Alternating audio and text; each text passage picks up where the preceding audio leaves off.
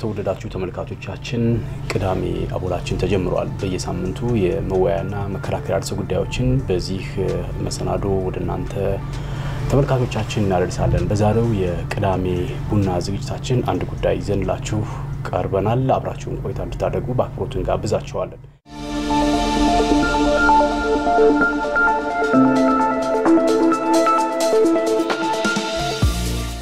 የልጆች ቅጣት ተጋላጭነት የሚመለከት ጉዳይ ይዘን መጥተናል።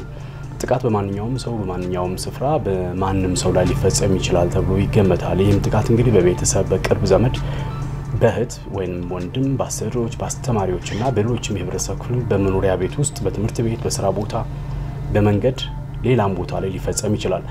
ታዲያ ጥቃት የደረሰበት ሰው በሚያጋጥማቸው የስነ ልቦናና አካላዊ ጉዳት ምክንያት እንግዲህ ከተለያዩ ማህበራዊና ኢኮኖሚያዊ ጉዳዮች ሊነጠሉብንም ይችላሉ። ሲሻገር እንግዲህ አምራችነታቸው ይቀንሳል፣ አኗኗራቸው በድህነት እንዲሆንም ከፍ ያለውን አስተዋጽኦ ያደርጋል። በሀገርና በመንግስት ላይም መጥፎ ገጽታ መፍጠሩ አይቀርም።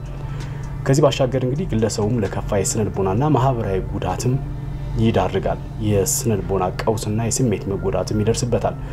በዚህ ምክንያት ደስተኛ ከመሆን በትጋት ከመስራት በትብብር ከመስራት የድብርት ስሜት ብሶት ፍርሃት ራስን መጥላት አለመረጋጋትና በራስ አለመተማመንን ያመጣል ተብሎ ይታሰባል።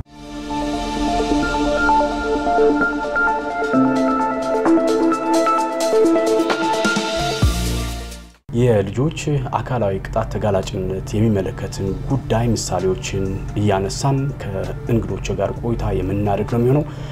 አብራችሁን ቆይታ እንድታደርጉ ቅዳሜ አቦላችን ይጋብዛችኋል። እንግዶችን ግን ላስተዋውቃችሁ። እንግዶች ወይዘሮ ትግስት አበበ የአጋር ኢትዮጵያ የምክክር ባለሙያ እዚህኛ ጋር አለች። አቶ እውነቱ የአብስራባት ያው ተመልካቾቻችንም ያውቁታል ብዬ አስባለሁ። ከዚህ በፊት ጋብዘንላችሁ ወደናንተ ሐሳቦችን ሲያጋራን ነበር። ስለዚህ እንደ አንድ ወላጅ ምን መደረግ አለበት የሚሉትን አካላዊ ጥቃትስ ምንድነው የሚሉትን ሐሳቦች ያጋሩ ልምዱንም ያጋራን ይሄዳል ማለት ነው። አቶ ሙሉ ዓለም ሻረው በአማራ ክልል የሴቶች ንቅናቄና ተሳትፎ ባለሙያ አሉ። እንግዲህ ከነዚህ እንግዶች ጋር ሐሳቡን እንደ ሐሳብ ያነሳን ቆይታ እናደርጋለን። እናንተ በያላችሁ በጥሩ ጊዜ ይሁንላችሁ። እንግዶቼ አብራችሁን ስለመጣችሁ በቅዳሜ አቦል ስም አመሰግናችኋለሁ። አመሰግናለሁ። መልካም።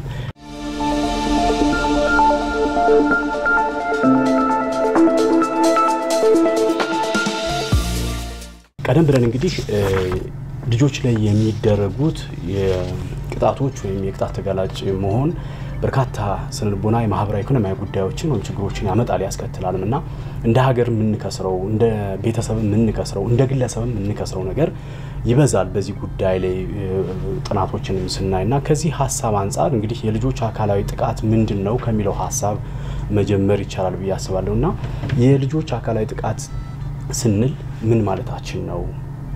አካላዊ ጥቃት ምንድነው ብለን ስናስብ ልጆች ላይ አሁን ስለ ልጆች ምን ስለሆነ እንድናወራ የተፈለገው በቤት ውስጥ ሊሆን ይችላል፣ በትምህርት ቤት ሊሆን ይችላል፣ በአካባቢ ሊሆን ይችላል። ካላግባብ በሆነ መንገድ ልጆች ላይ አካላቸው ላይ የሚደርስ በመምታት ሊሆን ይችላል፣ በጥፊ ሊሆን ይችላል፣ በቁንጥጫ በመግረፍ በማነቅ በተለያዩ ነገሮች ላይ አካላቸው ላይ ጉዳት ማድረስ። ይሄ ጥቃት አካላዊ ጥቃት ምንለው ሰዎች በአካላቸው የሆነ አይነት ጉዳት ሲደርስባቸው አካላዊ ጥቃት ተብሎ ይነገራል። አካላዊ ቅጣት ምንለው ልጆች አይገረፉ አይደለም ሲያጠፉ ልጆችን በህፃንነታቸው እየተንከባከቡ ማድረግ ስላለባቸው ግን የሚገረፉበት ደግሞ የራሱ ያገራረፍና ያካሄድ መንገዶች አሉት። እኛ ግን ለማስተካከል ተብሎ እቃነሳ ተብሎ እጅ የሚመታበት አይን የሚጠፋበት ራስ የሚዞርበት መንገድ የለም።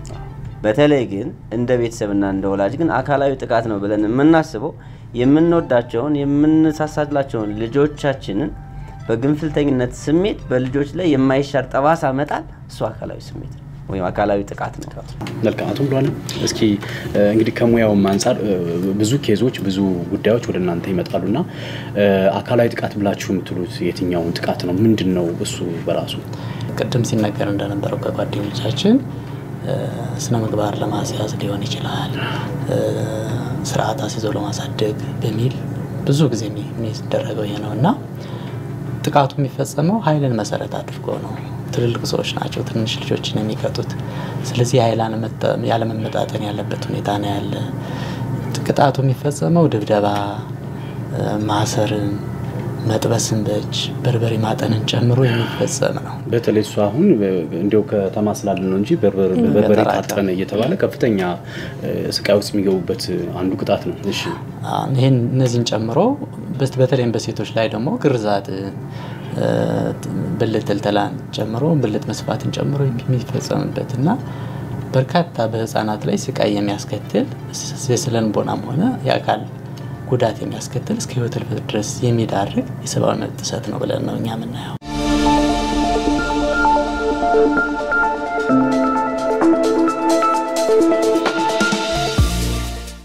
የልጆች አካላዊ ጥቃት ምንድነው የሚለውን ሐሳብ ካየን በልጆች ላይ አካላዊ ጥቃት እንዲደርስባቸው የሚያደርጉ መንስኤዎች ምንድናቸው የሚሉ እስኪ ዘርዝረን እንያቸው። ምንድናቸው አቶ ሙሉዓለም? የሰብአዊ መብቶች ላይ የህዝቡ መረዳት ዝቅተኛ ነው። በአጠቃላይ ወላጆች፣ ህብረተሰቡ፣ ፈጻሚው አካል የተማረውና ያልተማረው በሰብአዊ መብት ድንጋጌዎች የህፃናት መብቶች ምንድናቸው የሚለውን ግንዛቤው የደከመ መሆኑ ይሄ አንዱ መንስኤ ነው ብለን ነው የምናስበው። መልካም ቲጂ፣ እንደው ከዚህ ሐሳብ ጋር መቼም ጉዳዩ እንደ ጉዳይ እናንተም የምታዩት ነውና እንደው ምንድናቸው መንስኤዎች ማለት እንችላለን?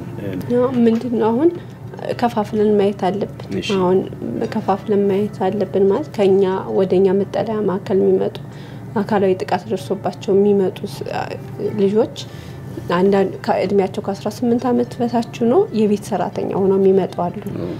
በአሰሪዎቻቸው አካላዊ ጥቃት ደርሶባቸው የሚመጡ አሉ። በቤተሰቦቻቸው ማለት ወላጆቻቸው፣ እናት አባቶቻቸው ወይም ደግሞ እናትና አባቶቻቸው ሳይኖሩ አጎት ሊሆን ይችላል፣ አክስት፣ እህት፣ ታላቅ እህት ምናምን እንደዚህ አካላዊ ጥቃት አድርሶባቸው ወደኛ የሚመጡ አሉ። እንጀራ እናት፣ እንጀራ አባት፣ ይሄ የተለመደ ነው።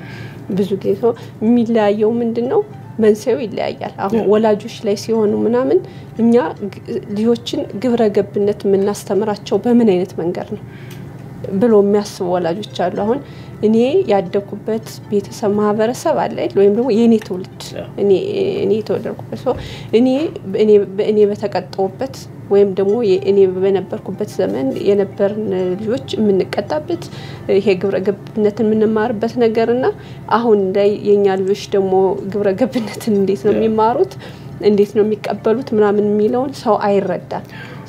እኔ ቅድሜ የተነሳው አሁን ሰው ብዙ ጊዜ በቃ እኛ ወላጆቻችን እንግዳ ሲመጣ እዚህ ቤት እንዳትቀመጡ ተብሎ ብዙ ሰው ወጥቶ ይሄዳል አይደል? እዛ እንግዳው መኖሪያ ቤት ይቀመጣል። እነዛ ልጆች መጨረሻ ምንድነው የሚሆኑ? ከሰው ፊት መናገር የማይችሉ ራሳቸውን መግለጽ የማይችሉ ምናምን ያም ብሎ እንግዳ መሀል ከመጣ ሰው ይመታል፣ ይደበደባል ምናምን። ብዙ ጊዜ ወላጆች ልጆቻቸውን በግብረ ገብ የታነጸ ልጅ አድርጎ ማሳደግ ነው ምክንያታቸው። ለምን እኛ መጨረሻ ላይ ትሬሲንግ ተሰርቶ ምናምን ቤተሰብ እናት አባት እህት ወንድም ምናምን ተፈልጎ ሲመጣ ብዙዎች ወላጆች ያለቅሳሉ። የሚያለቅሱት ምንድነው? እኛኮ በቃ የተሻለ ሰው እንዲሆኑልን ነው። ልጆች እኮ ኦልሞስት ጠፍተው ወጥተው ከቤት በቃ ሌላ ዓለም ውስጥ ነው ያሉት። አዎ ቤተሰብ ግን ምንድነው የሚያስብ? ያ ትክክለኛው መንገድ ላይ ትክክለኛው ትራክ ላይ እንዲቀመጡላቸው ነው። ብዙ ወላጅ ልጆቻችን በስነ ምግባር የታነጸ አድርገን ጎበዝ ተማሪ የተሻለ ምናምን አድርገው ምሳሌ የሚጠቅሷቸው ሰዎች እየተጠቀሱ እንደዛ ልናደርግ ነው ይሏል። እነዚህ ወላጆች ናቸው። አሰሪዎች ደግሞ ብዙዎች አሰሪዎች ገንዘብ ከከፈሉ ያ በወር የከፈሏቸው ገንዘብ ለነሱ እነዛን ልጆች በቋሚነት ገዝተዋቸዋል። ቢመቷቸው ቢደበድቧቸው ማንም ጠያቂ እንደሌላቸው ወይም የከፈሏቸው ለመስራትም ብቻ ሳይሆን ኦልሞስት ያን አካላዊ ጥቃትም ለማድረስ ልክ እንደ መብት የሚቆጥሩ አሰሪዎች ለሰብአዊ መብት ያለን ግምት ስህተት መሆኑ የሚያሳየው ኦልሞስት እንትን ብለው እንደ ኖርማል በቃ ትክክለኛ መደበኛ አይነት ነገር እንዳደረጉ ነው ማለት ሲከሰሱ በህጉ ሲያልፉ ወደኛ ሲመጡ ምናምን እንደዛ ነው።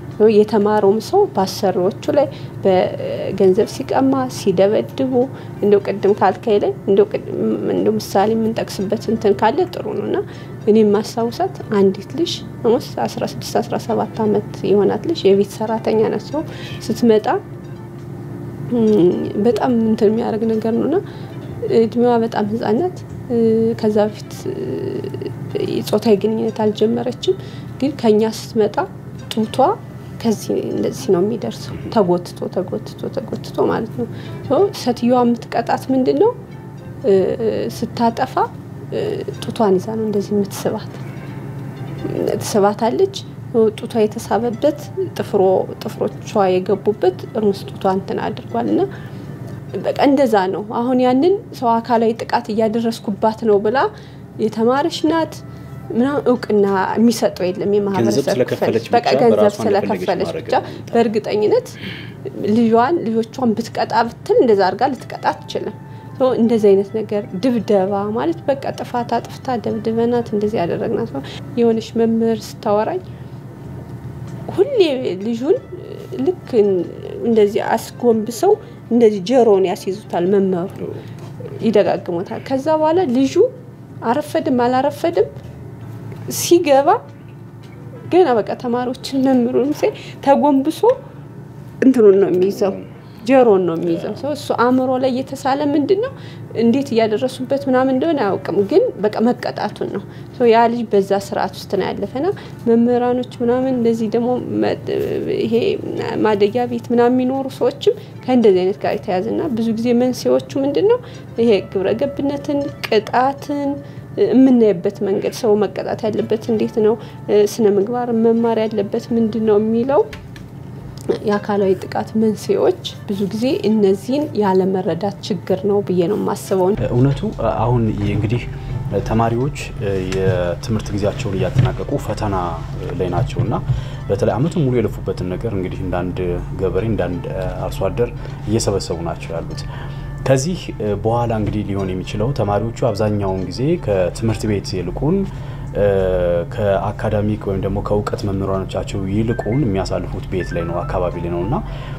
ከዚህ አንፃር እንግዲህ አካላዊ ጥቃት የሚደርስባቸው መንስኤዎች ሊኖሩ ይችላሉ የሚመጡባቸው ምንድናቸው እንደው እንደተዝብት አንተ ምን አይተሃል አሁንም የአስተሳሰብና የምክር ችግር አለ ያስተሳሰብ ችግር አለ በተለይ በብዙዎቻችን ወይም በብዙ ማህበረሰብ ዘንድ ለማለት የሚያስደፍር ሁኔታ ላይ ነው ያለው ምክንያቱም መቀጣትን ክፋት አይደለም ልጆች መቀጣት አለባቸው ለምን እንጨትም ሲቀጣ ነው የሚስተካከለው እውነት ለመናገር ይሄ በቅጣት ላይ እንትነው አይደለም መንገዱ ነው ክፉነቱ አቀጣጡ ነው ችግሩ አንዳንዴ ልጅ ማን ወላጅ ልጁን ሊቀጣ ሲል ሰይጣንን አታምጣው ይላል አፍተር ኦል ልጅ ሲቀጣ ሰይጣን ከመጣ ምንድነው የሚጨመረው ሰይጣን አብሮ ከመጣ ልጅ በሚቀጣበት ሰዓት ምንድነው የሚጨመረው አባት ካሰበው እናት ካሰበችው ቅጣት የእውነት የጨመረ ቅጣት እኮ ነው የሚጨመረው እንደውም አለ ቅጣቶች አሉ በፊት ይቀጣ የነበረው አለንጋ በስርዓት ተቀምጦ ምክንያቱ በስርዓት ተነግሮት ለልጁ ለሚቀጣበት ልጅ አለንጋውን ራሱ አምጥቶ ጀስቲፋይ አድርጎ ነው መደረግ ያለበት ለምን ያቺ ነገር እንድታስተምረው ነው አይ ቲንክ እኔ ከዚህ ከሁላችሁ መካከል ያልተቀጣችሁ ካላችሁ አላቅም እኔ ተቀጥቼ ነው ያደግኩት አስተዋውሳለሁ የተቀጣውባቸው መንገዶች which is የሚያስተምር ነገር ስለሆነ ማለት ነው ግን ያ ለህይወታችን መሰረት የሚሆን ነገር ነውና ያቀጣጥ ችግር የኢኮኖሚ ችግር የቤተሰብ ችግር ትልቁ መንስኤዎች ናቸው ብዬ ነው ማምነው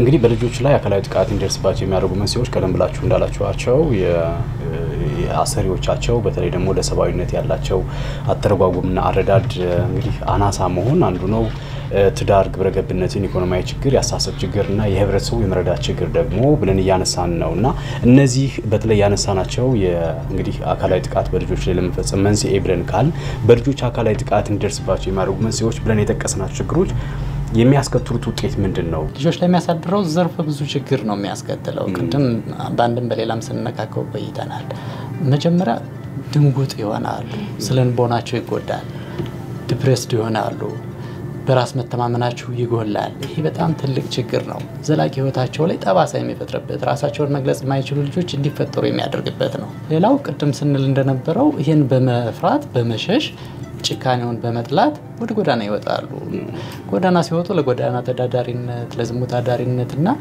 ለባለ ችግሮች ወድቀው የሚቀሩበት ሁኔታ ነው ያለ በአካላቸው ላይ ዘላቂ ጠባሳ ቅድም ወንድሜ ሲገልጽ እንደነበረው ዘላቂ የሆነ ጠባሳ ፈጥሮ ሊያልፍ ይችላል ያ ደግሞ ሁሉ ጊዜ እንዳይረሳ ያደርጋል ሌላው ችግር ይሄን ጥቃቱን ያዩት ስለሚያድጉ ልጆቹ ራሳቸው ጥቃት ማድረግ በቃ ህግ ነው ብለው ስለሚያምኑ ጥቃቱ እንዳይቆም ያደርገዋል በቀጣይ ትውልድ ማለት ነው ጥቃቱ እንዲቀጥል ያደርገዋል እነዚህን የመሳሰሉ በርካታ ችግሮች ያስከትላል አዎ ቅድም ያነሳችሁ እኮ ነው ትናንት በተቀጣንበት እና አሁንም ያለውን ትውልድ ወይም ልጅ ቀጥቼ ማሳደግ አለብኝ የሚል ስሜት ነው እንጂ እስኪ ምሳሌዎችም ካንቺ ጋር ይኖራሉ በተለይ ደግሞ የሚያሳድጉን ስሜት ውጤቱ ምንድነው የሚያስከትለው ምንድነው እኔ የሆነ ለአካል ጉዳተኞች ስልጠና የሆነ ጊዜ ሲሰጥ ምንድነው ያጋጠመኝ የልጅቱ እጅ እንት ነውና እንደዛ ያደረገች እናቲቱ ቀጣለው ስትል እሳት እንደዚህ አርጋት የልጅቱ እጇ ተኮፋትሯልና በዛ ምክንያት ነው እናቲቱ እስካሁን ትጸጸታለች ግን ጸጸቱ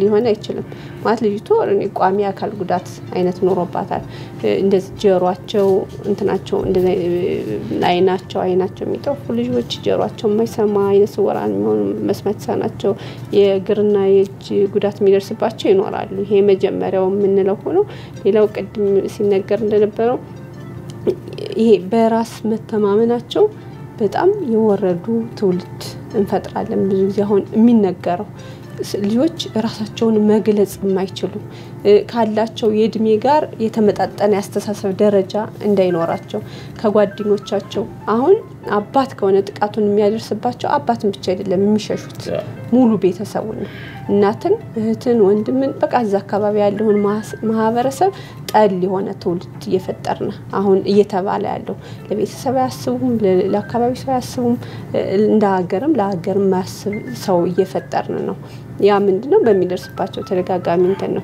ከዛውጭ ይሄ የትምርት እንትናቸው ላይ ፐርፎርማንሳቸው ላይ ብቃቱ ላይ የሚያመጡት እንትን እነዛ ልጆች አሁን አባቴ ሰህድ እናቴ ሰህድ ምን አይነት ቅጣት ነው የምትቀጣኝ ሲያነቡ ምንድነው ማደርገው አባቴ ቀጣይ ለምንድነው ስለማይወደኝ ነው እኔ አሁን ልጆች ይመጣሉ የተለያየ ወላጆቻቸው ጋር እናቴ አትወደኝ በጣም ያስደነግጣል አይደል ለምንድነው እንደዚህ ከቤት ሰራተኛ እና በቃ ቤተሰቦቻቸው መንግስት ሰራተኛ ሆነው የተሻለ ኑሯቸው ምናምን እናቴ አትወደኝ አባቴ አይወደኝ ከቤተሰቡ እኔን በጭራሽ ማየት አይፈልጉም ምናምን ይሏል ሰው ይሄ ከምንድነው የመጣው እነዛ ልጆች ሊማሩ አይችልም እናቴ ለምንድነው ማትወደኝ እኔ በስራ አጋጣሚ እናቴ የምትወልደኝ አትመስልም ግን መጨረሻ ላይ ስናጣራ ወላጅ እናቷ ናት እሷ ግን እኔ አባቴ ልጅ ነኝ እንጂ እናቴ አትወልደኝም የሚል ነው ሰው በራስ መተማመናቸውን የትምርት የብቃት እንተናቸውን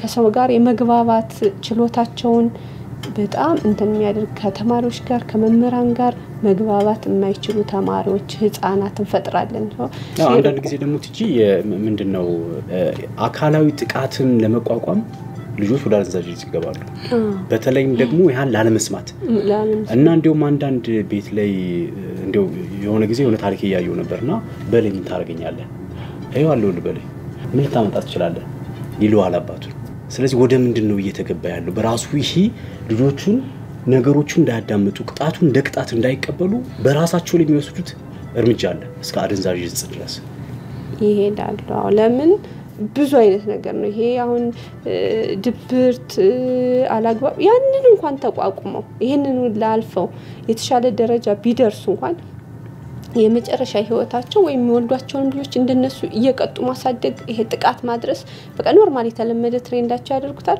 ከሰው ጋር የማይግባቡ ቢሮ ላይ ብዙ ጊዜ ልትሰማ ትችላለህ ወይ ከሰው ጋር እኮ መኖር አይችልም እሱ አይደል ተነጋግረ መተማመን ማትችል በቃ እኔ ብቻ ነኝ ተከከለ ለምን እሱ የሚያውቀው በቃ እየተመታ ፍላጎቱን ሳይገልጽ ሐሳቡን ሳይገልጽ አይ ምንድነው እንደዚህ ያደረክበት ነገር ተብሎ ሳይጠየቅ ነው እየተቀጣ ያደገ ሰው ወደ ስራ አለሙ ወይም ወደ ግል ህይወቱ ራሱ ማምጡ እኔ ያልኩት ብቻ ትክክል ነው የሚል አይነት ሰው ተፈጥሮ ታያለና ብዙ ጊዜ እንደዚህ አይነት ነገሮች እንትን ያደርጋሉ ባስም ሲልም ደግሞ ራሳቸው እንትን አድርገው ወደ ብደት ወደ መንፈሳዊ ጭንቀት ምናምን ተሸጋግረው ራሳቸው እንትን አድርገው መታያቸው ሰዎች ታያለ ያው ከሁሉም ክሽፈቱ በላይ ደግሞ ትውልድ ማስቀጠል አይቻልም ማለት ዘር ማስቀጠል አይቻልም የሆነ ቦታ ላይ የሆነ የዘር ሀረግ እየተቆረጠ ነው የሚሄደውና ይሄ ደግሞ በራሱ የሚፈጥረው አሉታዊ ተጽዕኖ አለ እውነቱ እስኪ እንደ ወላጅም ነው እንግዲህ እነሱ እንደሙያ አንተ ደግሞ እንደምትረዳው ነው እየነገርከን ያለህና ከዚህ አንፃር በተለይ በልጆች አካላዊ ጥቃት እንደርስባቸው የሚያደርጉ መንስኤዎች ብለን የጠቀስናቸው ቀደም ብለን ያልናቸው እነሱ ከተቀሷቸው ባሻገር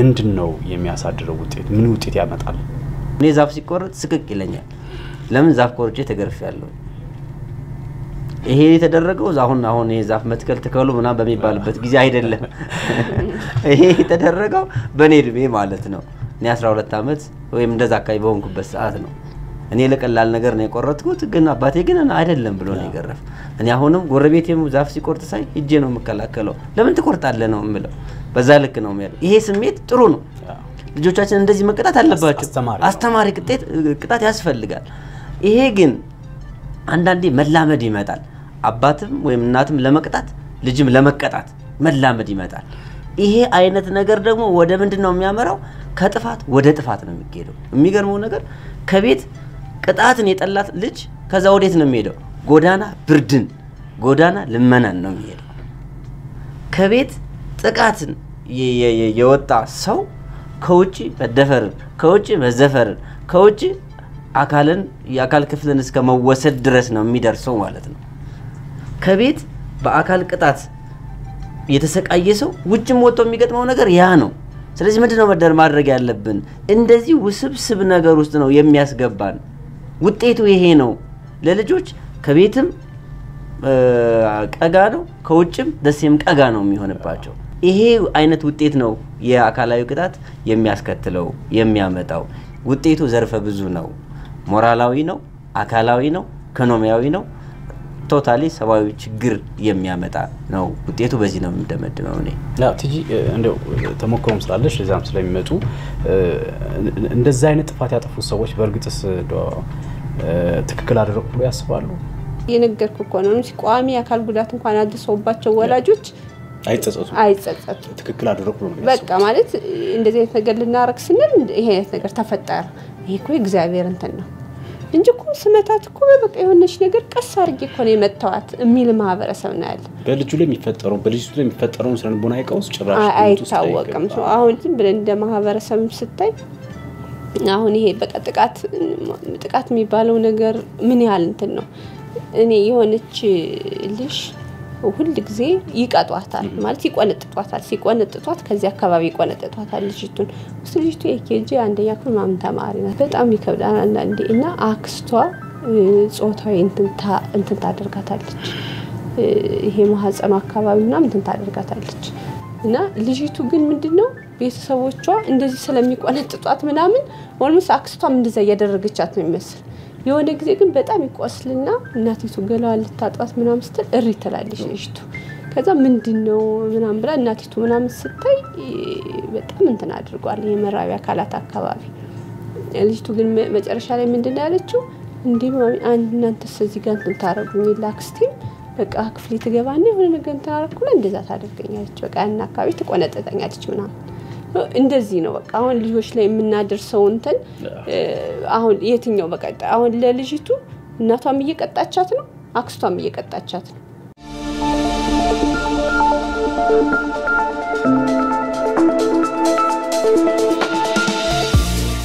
እነዚህ ሁሉ ችግሮች እንዳይፈጠሩ ቀደም ብለንም እውነቱ እንዳልከው ልጆችን ቀጠህ ማሸማቀቅ በስነልቦና መጉዳት በአካል መጉዳት አገር መቅጣት ነው አገር ላይ መፍረድ ነውና ይህ ጉዳይ እንዳይፈጸም ልጆች ጋር ቀደም ብለን መግቢያችን ጋር ያያል ነበር አሁን ልጆቹ ከትምህርት ቤት ተለይተው ቤት ጋር የሚውሉበት ነው ትጃሁን ያነሳሽው ነው አይደል አክስትም እናትም እኩል የሚቆነጥጡበት ጊዜ ይደርሰዋል ምክንያቱም ልጆቹ ብዙ ጊዜ ትምህርት ቤት የሚያሳልፉ ከሆነ ብዙ ጊዜያቸውን ከትምህርት ቤት አስተማሪዎቻቸው ጋር ብዙ ነገር ያሳልፋሉ ጓደኞቻቸው ጋር ያሳልፋሉ ስለ ትምህርት ላይ ያስቡ ይችላሉ አሁን ግን በአብዛኛው ስለ ትምህርት የሚያስቡበት ጊዜ አይደለም በተለይም ደግሞ በተወሰኑ ቤተሰቦች ዘንድ እንደ እረፍት ተቆጥሮ እረፍት የሚያደርጉበት ጊዜ ነውና ከወላጆቻቸው ከአሳዳጊዎቻቸው ከአካባቢ ማህበረሰብ ጋር በስፋት የሚውሉበት ጊዜ ነው ይሄ ደግሞ እንግዲህ በብዛትም ለአካላዊ ጥቃት እንዲያጋልጣቸው ምክንያት ሊሆን ይችላል ምክንያቱም ባህር ዳር ከተማን አሰብ እንጂ ከባህር ዳር ከተማ ወጣ ስንል ገጠራማው አካባቢ ልጆቻቸው አሁን ስራ የሚሰሩበት ማለት ወላጆቻቸው የሚያግዙበት ጊዜ ነው ወላጆች ደግሞ ልጆቻቸውን በሚያግዙበትና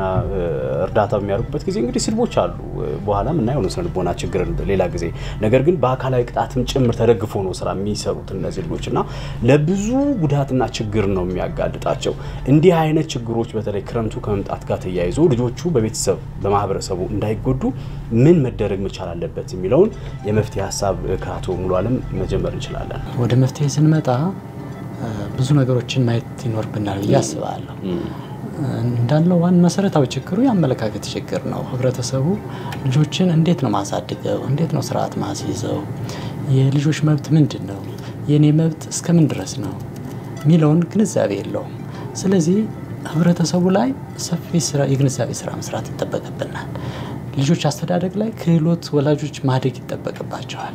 ስለዚህ እሱ ላይ በጣም ሰፊ ስራ መስራት ይኖርብናል ብዬ አስባለሁ። መጀመሪያ እሱን ካልኩ በኋላ ህፃናቱም ላይ መስራት ይጠበቃል። ህፃናቱ መብታቸው በየት ድረስ እንደሆነ ቤተሰቦቻቸው ጋር ግንኙነታቸው ምን መምሰል እንዳለበት ስርዓት እንዴት መያዝ እንዳለባቸው የሚያሳይ ልጆችም ግንዛቤ እንዲኖራቸው የማድረግ ስራ ማስተማር ይኖርብናል ማለት ነው። ሌላው የሃይማኖት አባቶች ሃይማኖት ትምህርቱን ሲያስተምሩ የልጅ አስተዳደግን አብረው ማስተማር አለባቸው። የሃይማኖት አስተምሮ ምን ይላል፣ እንዴት ነው ልጆችን ማሳደግ ያለብን ብሎ ወላጆችን ምዕመኖቻቸውን በእስልምና በክርስትና ትምህርት መስጠት አለባቸው። ያ በሚሆንበት ጊዜ የሃይማኖት አባቶች አስተምሮ ደግሞ በህብረተሰቡ ዘንድ ያለምንም ማወላወል ቅቡልነት ያለው ስለሆነ ተደማጭነቱ ተግባራዊነቱ ሰፊ ስለሆነ እነሱ ላይ መሰራት አለበት ብዬ አስባለሁ። እውነቱ ቲጂ ማጠቃለያ ሰጭበታለሽ። እስኪ መፍትሄው ምን መሆን መቻል አለበት? ለችግሩ መውጫ መንገዱ ምንድነው? መጀመሪያ ላይ መሰራት ያለበት ወላጅ ልጁን እንዴት ነው የሚያሳድገው የሚለውን በትክክል ማወቅ አለበት። አንዳንዴ ልጅን ሳናቀው ልጅ እንደሆነ ልጅ ልንወልድ እንችላለን እና which is በጣም መጠንቀቅ የሚያስፈልገው ነገር ስለሆነ አቡነ ሲኖዳ ምን ይላሉ? ልጆችን ሲያሳድጉ ለልጆች የልጆች አስተዳደግ የሚል መጽሐፍ አላቸውና ልጆች በሚታሳድጉበት ጊዜ ለልጆች ነፃነታቸውን ያክል ነገር መነፈግ አይፈልጉም። ነፃነታቸውን እነሱ እስኪፈልጉት ድረስ እስከዛ ልክ ድረስ ሄደ ያንን ነፃነት ማክበር አለብን። ከዛ በኋላ ግን ወደኛ መንገድ ወደኛ ሪትም መመለስ እንችላለን። ስለዚህ መጀመሪያ በልጆች መንገድ ሄደን ነው የምንመልሳቸው እንጂ በእኛ መንገድ ልጆች አይመጡም። አያውቁትም እኮ ሲጀምረኛ መንገድ ልጆች ሲወለዱ ይዘውት የመጡት መንገድ አለ፣ የነፃነት መንገድ አለ።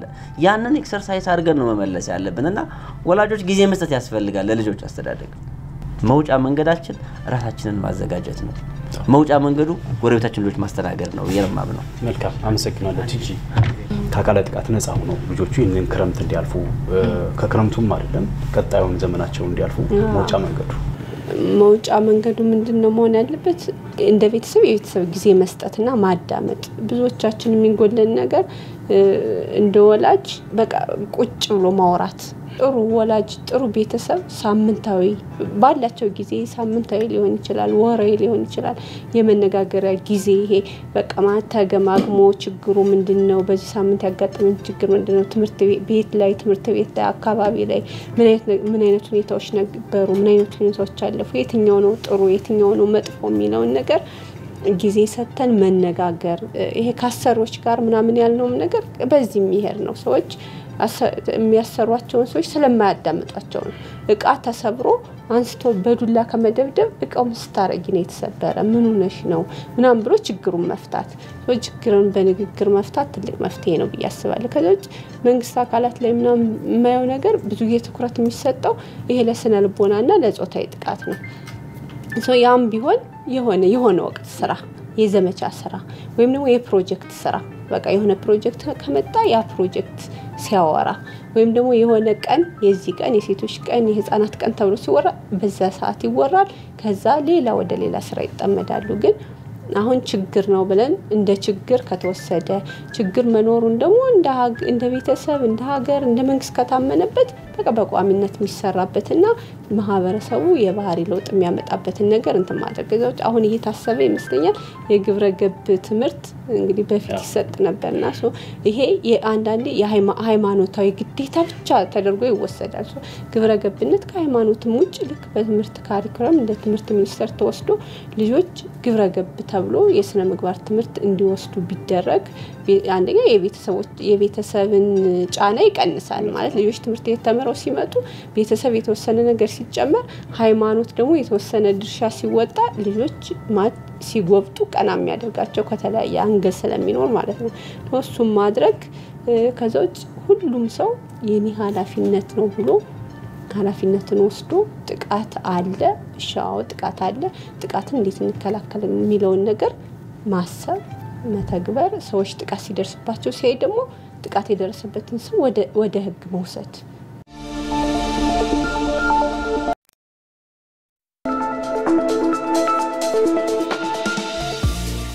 የተወደዳችሁ ተመልካቾቻችን ቅዳሜ አቦል በየሳምንቱ መከራከሪያና መወያያ ሐሳቦችን ወደናንተ ተመልካቾቻችን እናደርሳለን። በዚህ ሳምንት የምንወያይበትን ሐሳብ ነው ያቀረብነው። ቀደም ብለን እንደነገርናችሁ እንግዲህ የልጆች ጥቃትን የተመለከተ ጉዳይ ነው። ከልጆች ጥቃት መካከል አካላዊ የጥቃት ተጋላጭነት የሚለውን ሐሳብ አንስተን ከእንግዶቼ ጋር ሆነን በጋራ እየተወያየንበት ቆይታ ያደረግን ሳምንት ደግሞ ስነ ልቦናዊ የጥቃት ተጋላጭነት የሚል ሐሳብ ይዘንላችሁ ወደናንተ እንቀርባለን። የዛሬውን ግን በዚሁ አጠናቀቅን። ጤና ይስጥልኝ።